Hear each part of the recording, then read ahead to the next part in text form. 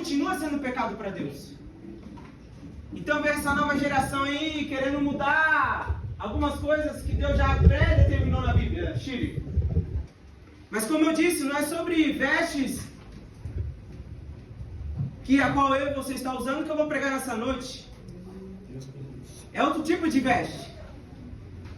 O evangelista Adilson recentemente pregou lá em Mateus capítulo 22, onde vai relatar a parábola das bodas. Um rei fez uma festa e enviou seus servos a convidar os convidados para essa festa.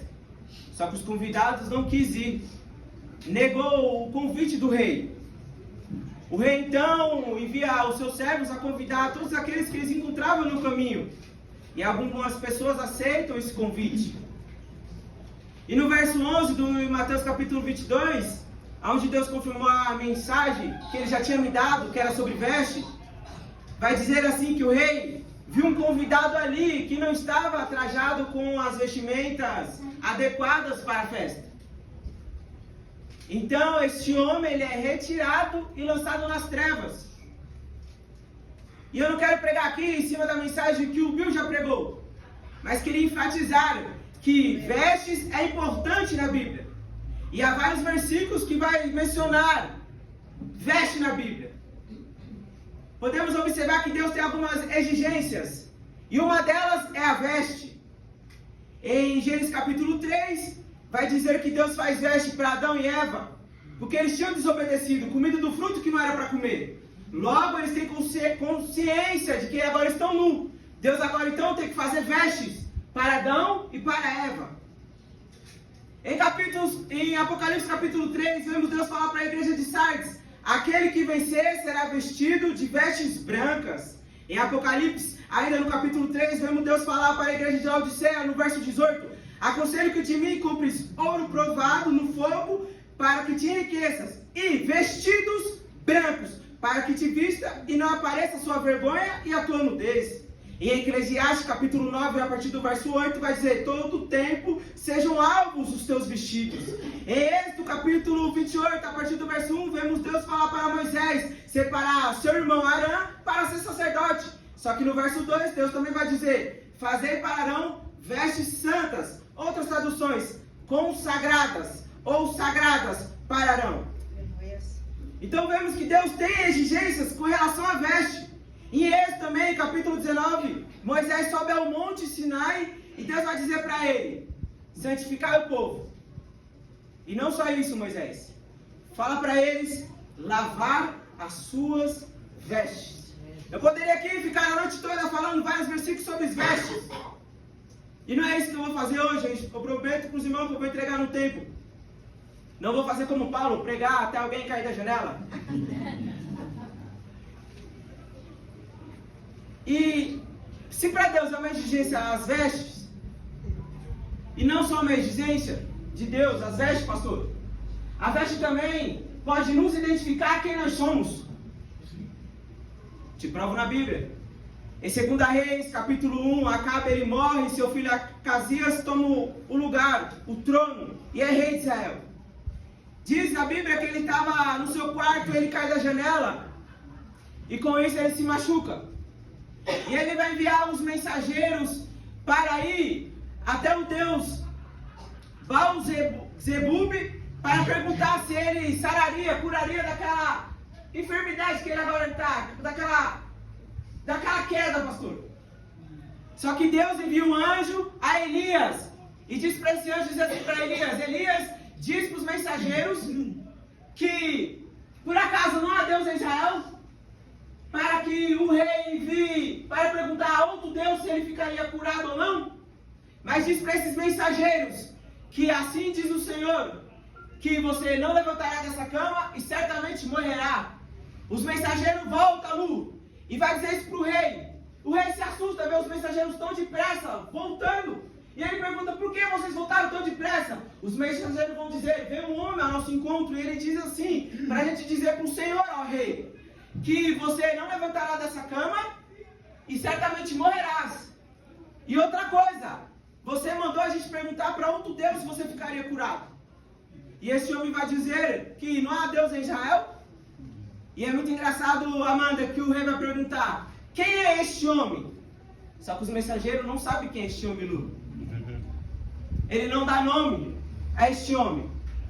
Só que eles vão dizer assim para o rei: este homem vestia de peles de animais e tinha um cinto. Aí o rei vai dizer: é Elias. Então vemos na Bíblia que sim, as vestimentas vão dizer ou identificar quem eu e você somos.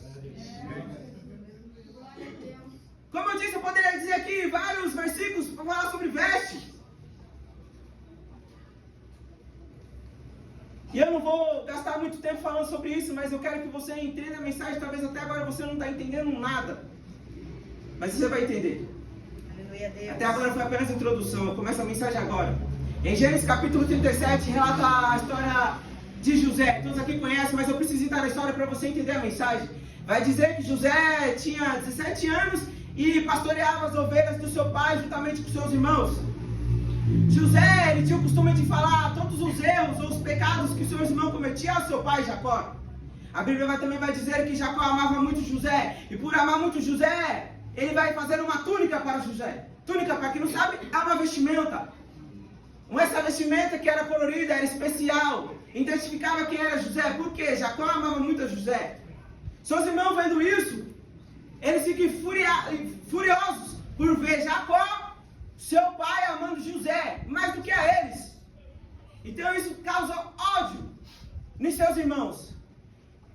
E não só isso, o ódio ele vai aumentar dos seus irmãos contra José. Por quê? Porque além de o pai amar mais a José, e José ser amado pelo seu pai e ganhar uma túnica, pastor, Deus também vai começar a dar sonhos para José.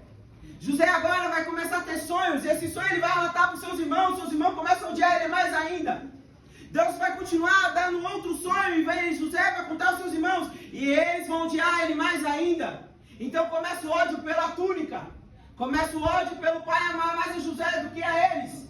E eles começam a odiar mais ainda porque vê Deus dando sonhos, revelações, interpretações de José e não dando a eles.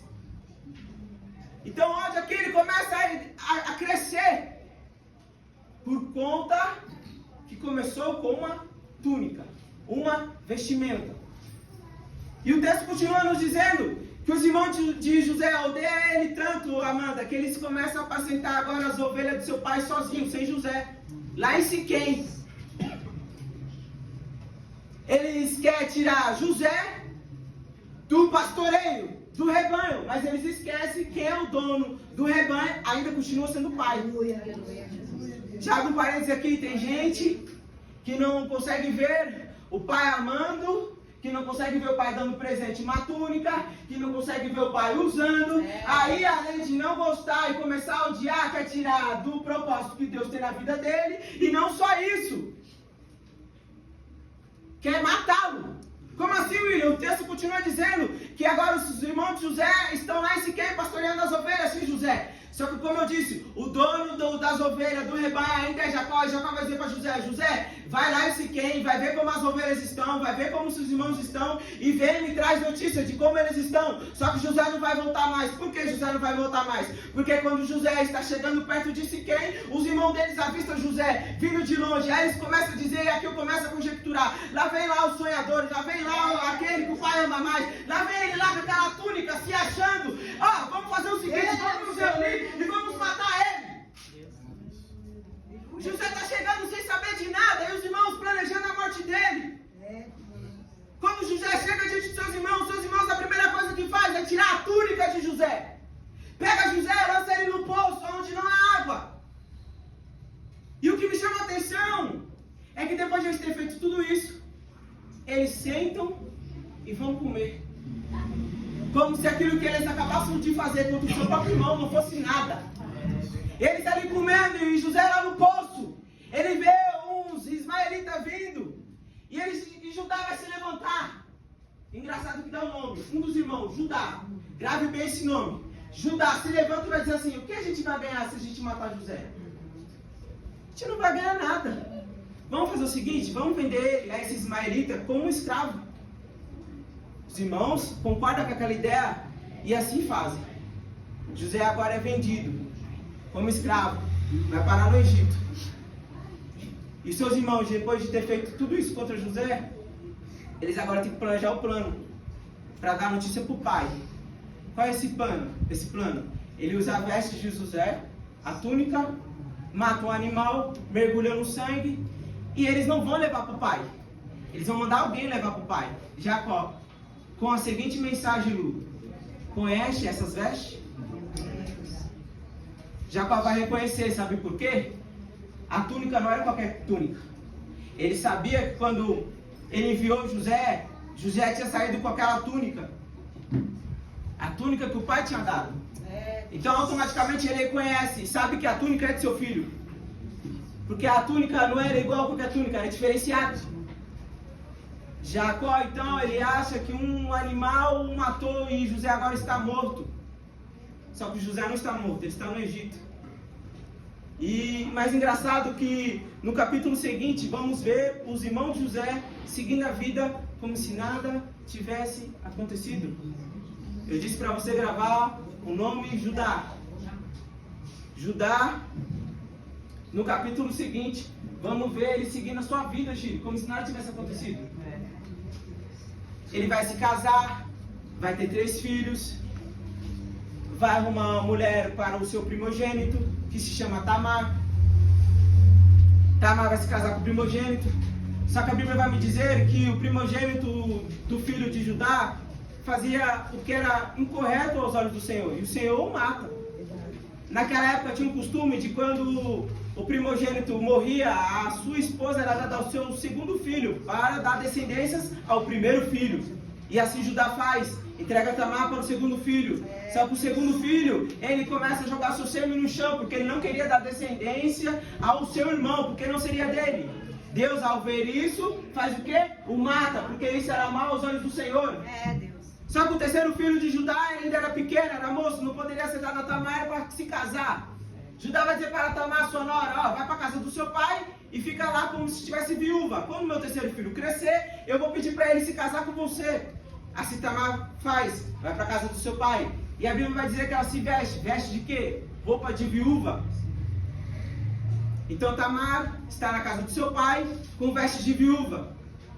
Judá, passa-se o tempo, ele perde sua esposa. Sua esposa morre, passa o tempo de luto. E a Bíblia vai dizer que ele vai ver os tosqueadores que apacentavam suas ovelhas, lá em Tiná. E alguém vai chegar em Tamar e vai dizer assim, ó, o seu sogro está vindo a Tiná aí. Essa cidade. Tamar logo se planeja. A Bíblia vai dizer que ela tira sua veste de viúva, veste outra veste, e não só isso, ela pega um acessório. Que acessório é esse? O véu. Verdade, Jesus. Para cobrir o rosto. E ela vai até a cidade, se senta no caminho. Por que ela faz isso? Porque Judá não tinha dado o terceiro filho para ela se casar com ele e dar descendências. Então agora ela se veste como uma prostituta. É tão perigoso isso aqui, o que eu vou dizer, o que Tamar está fazendo, e tem muita gente fazendo isso. Tamar, ela se veste como uma prostituta, e além de ela se vestir, ela usa um acessório que é o véu. Ela está tão irreconhecível que Judá, quando ele chega na cidade, pastor, ele não reconhece que é sua nora, ele não reconhece que é Tamar, ele está achando que é uma prostituta. Ele não reconhece, porque era para Tamar estar com vestes de viúva, e não com vestes de prostituta. Deus. Aí Judá se deita com Tamar. Todos aqui conhecem a história. E o que você quer dizer com isso? Tem gente que tem guarda-roupa e tem vários tipos de vestimenta. Pega aí, Jesus. Você não entendeu? Vou traduzir para você. Tem crente com veste de crente. E lá no guarda-roupa dele tem veste pro carnaval, tem veste pro final de semana pra festinha, tem vários tipos de veste lá. Tem vários tipos de veste lá. Abre o guarda-roupa, não tem só veste de crente não. Tem veste de gente mundana lá também. O guarda-roupa de Tamar tem vários tipos de veste lá. E uma delas é veste de viúva e veste de prostituta. E tem alguns acessórios lá, pra ficar irreconhecível. Vou traduzir mais ainda. Há muito tempo atrás, pastor, antigamente se conhecia o crente, Chile, pelas suas pela sua veste que conhecia um crente. Pelas suas vestes sabia que um crente estava indo para a igreja. Sabe o que o mundo olha para a gente e vê? Não consegue mais identificar. Tá igual Judá olhando. Peraí, é prostituta. Não é minha nora. Não é Tamar. É o mundo dizendo, não, você aí não é crente não é servo de Deus não. Você é um prostituto, uma prostituta. Porque as vestes está dizendo quem é. Como eu disse, Deus tem umas exigências. Essas exigências é as vestes. Continuando a história. José está no Egito. Está sem a túnica. Os irmãos de José seguiram suas vidas. Judá, um dos seus irmãos, é enganado por quê? Pelas vestes. E José está lá no Egito, sem suas vestes. Agora ele está com veste de escravo agora. Só que o rei vai se levantar, Lu. Por que o rei vai se levantar? Não, você não entendeu. O faraó vai se levantar, pastor, porque o faraó teve um sonho. E vai chegar aos ouvidos de faraó que tem um homem lá na terra que chama José, que está sem a túnica, que é amado pelo pai. E ele tem uma interpretação de sonho, tem dom de sonho. A Bíblia também vai dizer que Deus é com ele. Esse rei vai chamar José e vai dizer assim, chama José lá para interpretar um sonho, porque não tem ninguém aqui nessa terra que tem o dom para interpretar um sonho. Só José é capaz de interpretar o sonho lá faraó. Então o faraó vai se levantar e vai dizer, manda trazer José. Só que para José se apresentar diante do rei, pastor, ele tinha que se barbear, tomar um banho e vestir uma vestes nova, porque não poderia se apresentar ao rei com vestes de escravo, não poderia se apresentar ao rei de qualquer jeito. Não, você não entendeu ainda. O rei vai se levantar e vai dizer assim, manda José vem, ele tira, agora com outra veste. Mas essas vestes, tire, é emprestada. Não é de José. Mas não tem problema não vai acabar assinando as vestes de José não, porque o rei vai ter a interpretação do sonho, o rei vai gostar de José, o rei também vai dizer assim, há um homem nessa terra que nem José, que o Espírito de Deus há nele, faz o seguinte, ele não vai usar roupa de escravo, ele não vai mais usar roupa emprestada, eu estou tirando o anel do meu dedo, estou colocando no dedo dele, e meus servos, traz vestes de linho fino e vestir José. Aleluia a Deus. Glória a Deus. José pode estar sem a túnica. José pode ter passado um período usando vestes de escravo. José também pode ter passado um período, Amanda, vestindo roupas emprestadas. Mas tem um rei que está se levantando com as vestes de linho fino e dizendo assim, José, você vai se vestir com honra. Aleluia, Deus. Você não combina vestindo veste de escravo. Você não combina vestindo veste de emprestada. Santo e poderoso. A veste que combina com você, José, é de linho fino. Logo eu me lembro da mensagem do filho pródigo, aonde o filho pródigo vivia com o pai. Só que ele falou assim, eu vou pro mundo, eu vou curtir um pouquinho. Tá de todo saco cheio ficar na casa do meu pai. Ele vai pro mundo e gasta toda a herança. Mas aqui eu já quero abrir um parênteses. A Bíblia é muito maravilhosa. Se vemos no dia de hoje, o filho só tem direito à herança quando os pais morrem. Pois é. Tá comendo é vinho. Você não entendeu? O Pai te deu dom, te deu o Espírito Santo, te deu presença. Aí você quer ter isso pra você, achando que é o seu bem, e tá usando isso lá com os porcos, lá com as prostitutas, lá na festinha, lá na curtição. Deus Santo. O que o Pai te deu não é seu, você vai prestar conta. Tá pedindo herança pro Pai? E quer gastar com o quê? Continuando a mensagem. Não quero me prolongar muito, o tempo já se avança. Esse filho agora se encontra com os porcos, pastor. Todo sujo de lama. Aí ele vai se lembrar do pai. Aí ele vai até o pai. Antes mesmo de ele estar chegando na casa do pai, o pai já está esperando ele. Antes mesmo de ele chegar, o pai já está indo ao encontro dele. O pai vai dar um abraço nele e beija ele. Enquanto o pai está abraçando e beijando, o filho está dizendo para o pai, pai, pequei contra o céu, pequei contra ti. Enquanto o filho está dizendo para o pai, pai, pequei contra o céu, pequei contra ti. O pai está dizendo, meus empregados, faz o seguinte, põe o anel no dedo dele, põe sandália no pé dele e veste ele com veste, a melhor veste que há na casa. Glória a Deus.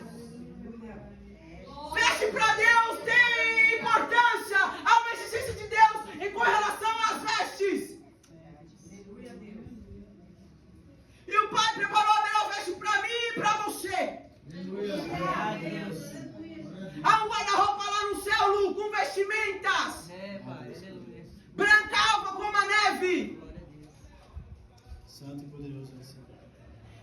eu não estou falando dessa vestimenta aqui. Aleluia. Só que tem gente que está aqui igual o filho pródigo. Se ele era filho do pai, ele vestia com as melhores roupas. Só que, como ele está com as melhores roupas, ele está ali trabalhando com os porcos agora, sujou. Eu acredito, Chile, que ele tentou lavar com água e sabão. Mas água e sabão não tira a lama. Você não entendeu? Vou mais a fundo. Não tira o lamaçal. Verdade. Não, você não entendeu. Não tira o lamaçal do pecado. Santo e poderoso. Aí se tu tá querendo lavar com água e sabão, não vai sair. Tem outra maneira de tirar a sujeira da veste branca. Por que você está falando isso, William? Porque Deus já entregou seu filho, te perdoou, aleluia, Jesus. agora você é adotado, agora você é filho. Glória a Eu Deus. tenho certeza e plena convicção que quando você aceitou Jesus e se rendeu aos pés dele, ele te deu vestes brancas. Santo e poderoso. Só que eu não sei, alguém aqui pode ter se afastado, pode ter sido igual o filho pródigo, saído de casa e sujado as vestes brancas. Santo, santo é o Senhor. Aí tá tentando lavar com água e sabão, não vai sair. E como é que sai, William? Lá Apocalipse, no último capítulo vai dizer: e lavai as vestes no sangue do Cordeiro, para que fique limpa a alva como a neve. Glória a Deus, Senhor. Para Deus há exigências de veste. Santo, santo é o Senhor. Tem gente, pastor, que pega roupa emprestada. E roupa emprestada, Chile, paralisa. Como assim, William? Não, você não vai entender. Já fiz isso. O povo de Israel está ali em guerra. Saul é o rei de Israel. Davi chega e fala assim: quem é esse gigante aí? Todo mundo que conhece a história. Verdade. Não vou me prolongar. Aí Davi dizendo: não, eu vou derrotar esse gigante no nome do Senhor. Aí Saul chama Davi: vem cá, Davi. Aí todo mundo tá achando: não, Davi só vestiu a armadura. Não, se você ler o texto, Saul vai dizer que colocou a sua túnica em Davi e por cima dessa túnica colocou a armadura. Não adianta querer pegar roupa emprestada, não. Não adianta querer pegar veste emprestada, não. Vai te paralisar. Tem gente... Não, você não entendeu. Tem gente que vai na amiga, Chile, e vai dizer assim: me presta essa roupa aqui pra mim sair. Cuidado com a roupa emprestada que você está pegando. Essa roupa vai te paralisar. A Bíblia vai dizer que Davi não consegue se mover. O que Davi faz? Ele tira a armadura, tira a veste que estava debaixo da armadura e diz assim: Saul, eu não preciso disso aqui não. Sabe o que eu preciso? Eu preciso ir no nome do Senhor. A minha veste, meu Saul, você não entendeu? A minha veste é de pastor. É de pastor. Eu estava lá, ó, cuidando do rebanho do meu pai. Eu sou pastor, eu faço parte da obra de Deus. Aleluia. Glória a Deus, Senhor.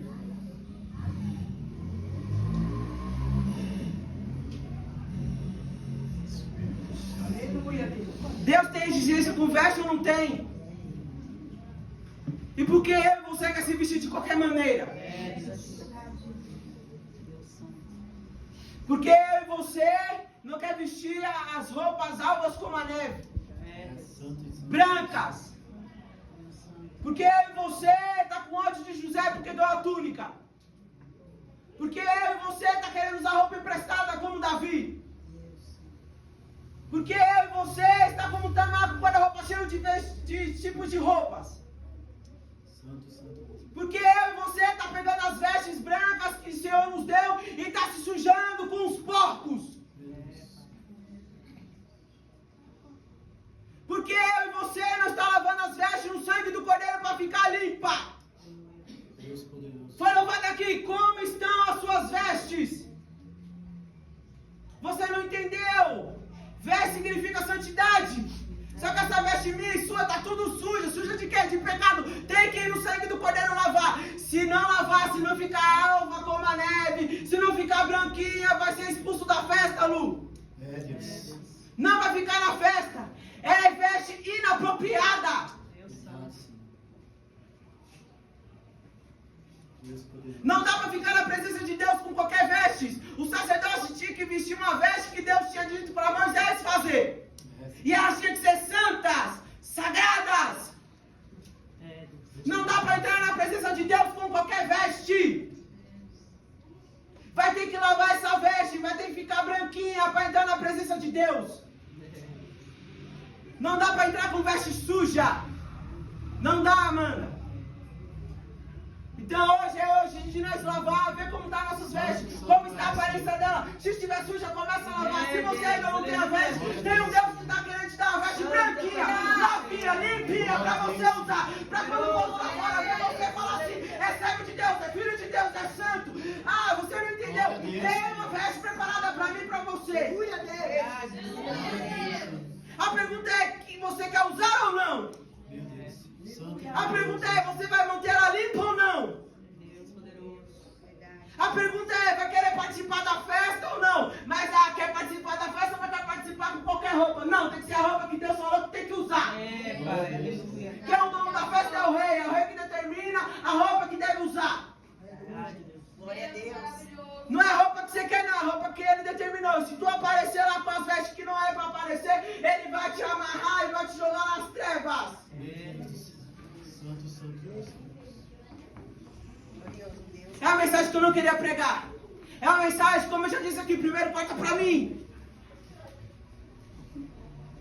Porque agora, não sei o que aconteceu, não sei se vocês vão ouvir a notícia daquele pastor Júnior, não lembro o resto do nome, seu Paulo Júnior, aonde ele vai dizer que não estava apto para conduzir o rebanho de Deus, porque ele não tinha lá uma exigência que Deus tinha. Ele então confessa o seu pecado, aí ele se expõe o seu pecado, aí vem um monte de gente. Tem caroço nesse angu. E se tiver? Aí vão dizer que ele pregava uma mensagem muito dura. Sim, se você ler de Gênesis, Apocalipse, a mensagem é dura. Vai ter que te consertar, vai ter que se limpar, vai ter que se converter, vai ter que abandonar pecado, vai ter que lavar a veste, vai ter que descer, vai ter que orar, vai ter que jejuar, vai ter que se prostrar, vai ter que dizer que ele é santo. A mensagem continua ainda sendo dura. Glória a Deus. Mensagem de bênção, de bênção, de bênção. Onde você vê a palavra falar de bênção? Ah, a mensagem é esse pastor pregar uma mensagem muito dura. Jesus também vai pregar. Aí os discípulos vão dizer assim, que mensagem dura. Aí vai começar a ir embora. Que esse pastor volte, que ele tenha assim a exigência que a Bíblia diz para ele ter como pastor para conduzir o rebanho. Mas a mensagem quando ele voltar que continue a mesma. Aleluia. Essas mensaginhas de gente que fica no banquinho, o pastor dizendo assim, meus lindos, para com essa conversa fiada, que meus lindos. Deus, aleluia. João Batista vai dizer raça de víboras, do grande da ira vindoura. Arrependemos porque é chegado o reino dos céus. Que negócio de lindo que é arrependemos. Glória a teu nome, Jesus. Tem que parar com isso, Amanda. Tem que começar a pregar um verdadeiro evangelho genuíno. Aleluia, Quem Deus. não quiser ouvir, que vai embora. Jesus está voltando. Você não viu o louvor, não? Jesus está voltando. Será que vai dar tempo para nós lavar as vestes? Espírito da verdade, aleluia. Será que vai dar tempo para comprar, como ele disse para a igreja de Laodiceia, comprar de mim vestes brancas para cobrir a sua vergonha e a sua nudez? Será que vai dar tempo?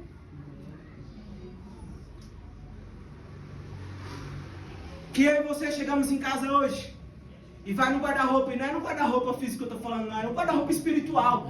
Tira todas aquelas roupas de prostituta, tira aquela roupa para você ir na festinha, tira aquela roupa lá de bandido, de malandro, tira sua veste branca lá. Deixa sua veste branca lá. Glória a Deus. Santo, santo é, Senhor. A mensagem, irmãos, que eu não queria pregar. Deus tem me encomendado neste ano, que é tempo de mudança. E mudança, pastor, ele começa a dizer, tem que mudar as vestes, tem que mudar a gente falar como o preguei de Moisés aqui, tem que mudar várias coisas. É tempo, pastor, de conversão e arrependimento, de quebrantamento. É, Deus poderoso, Senhor. É tempo da gente se consertar, não dá mais tempo para brincar, não dá mais tempo para fingir ser crente, não dá mais tempo para nada, irmãos. Aleluia. Deus tem falado fortemente comigo esse ano. Muda, não tá bom, muda. Deus poderoso. Não tá bom. Não tá bom. É, Deus poderoso. Tem que mudar. A igreja brasileira tem que mudar, não só brasileira, no mundo inteiro tem que mudar. Mudar o modo de falar, mudar o modo de se vestir. abandonar os pecados, se converter verdadeiramente, buscar a Deus enquanto ele se pode achar, se quebrantar, se humilhar. Deus, aleluia. Não há mais tempo. Não se prega mais que Jesus está voltando. Não se prega mais que é as últimas horas, os últimos minutos, os últimos segundos. Deus tem sido paciente, paciente, paciente. E o cálice da ira está se enchendo, está se enchendo, está se enchendo. E está ao ponto de transbordar. E ele vem aí para buscar uma igreja santa, remida, lavada no sangue do Cordeiro, com vestes brancas. Glória a Deus. Aleluia. Vestes brancas. Está na hora da gente mergulhar nesse evangelho. Está na hora da gente mergulhar na presença de Deus. Está na hora da gente realmente se converter e entregar nossa vida como um sacrifício vivo diante de Deus. Está na hora da gente começar a submeter a Deus. Está na hora da gente começar a obedecer a Deus. Meu Deus. Acabou o tempo. Acabou o tempo. Verdade, Deus. Aí tem gente que está olhando aqui para mim e fala, o que esse menino está falando? Eu já parei de pregar por causa de olhar, tipo, por causa de cara feia, por causa de gente que não gostou da mensagem. Mas quer saber uma coisa? Eu parei sim, mas Jesus falou comigo. Eu chamei e você não vai parar, não. Eu vou voltar, vou pregar a mensagem, vou pregar o evangelho. Você queira ou não queira. Eu não preciso de microfone para pregar, eu não preciso de oportunidade para pregar. Mas o evangelho vai continuar sendo pregado por mim e por aqueles que querem pregar o evangelho. Mas ficar olhando com essa cara feia, eu não tô nem aí. Posso julgar o pastor Júnior por bem pregar a mensagem pesada, que ele continue pregando a mensagem dura.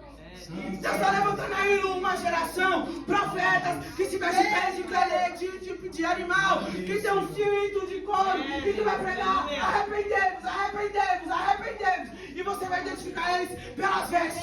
Santo e poderoso. Você vai saber se é profeta de Deus pelas vestes. Deus. Deus poderoso.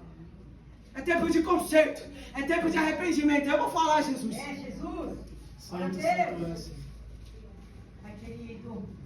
Deus tem falado fortemente comigo, já falei aqui no meu coração, tem impulsionado. Falando comigo, ele tem que mudar, não tá bom.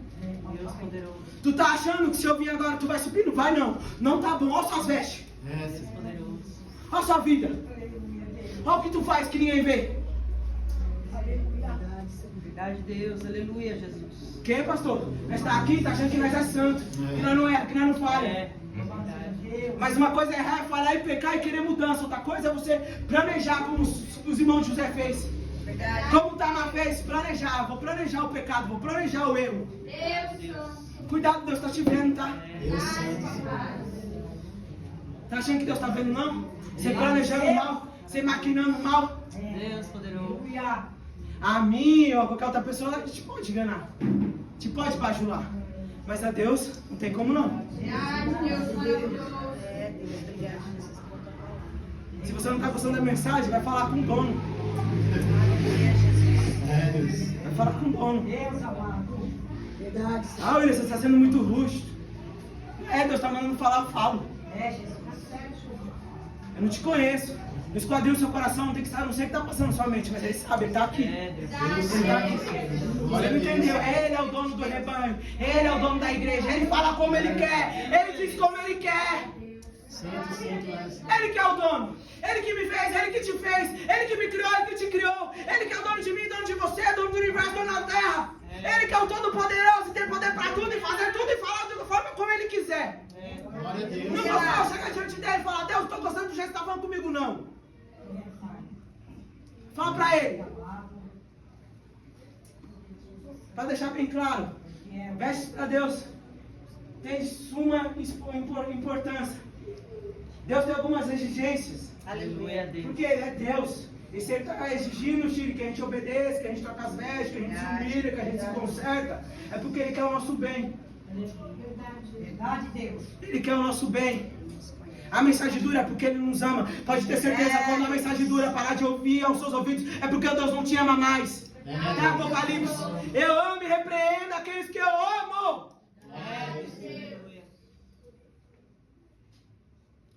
Ele ama a mim, Ele ama você. É por isso que eu e você está tendo a oportunidade de estar aqui e ouvir essa mensagem. Porque tem gente que não está podendo mais ouvir essa mensagem. Eu preguei aqui, meu tio e minha prima se foi. Não tem mais a oportunidade. Um aceitou Jesus, o outro não.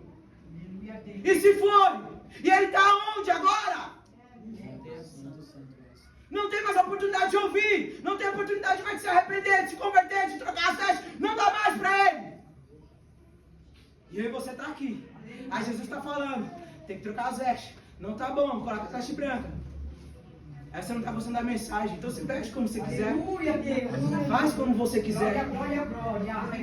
Aí tu fica achando que tu vai ficar na festa. Tu fica achando que tu vai ficar na presença de Deus. Deus está mandando seus servos. Quem? Os anjos. E ele vai começar a mandar. Amarra aquele ali. Fora. Amarra aquele outro. Fora. Na minha festa não. Na minha festa só fica, ó, Evangelista Bill, a veste que eu mandei usar. A veste apropriada para a festa. Aleluia, Jesus. Amém? Não vou se prolongar mais. Agradeço a Eita, Deus maravilhoso.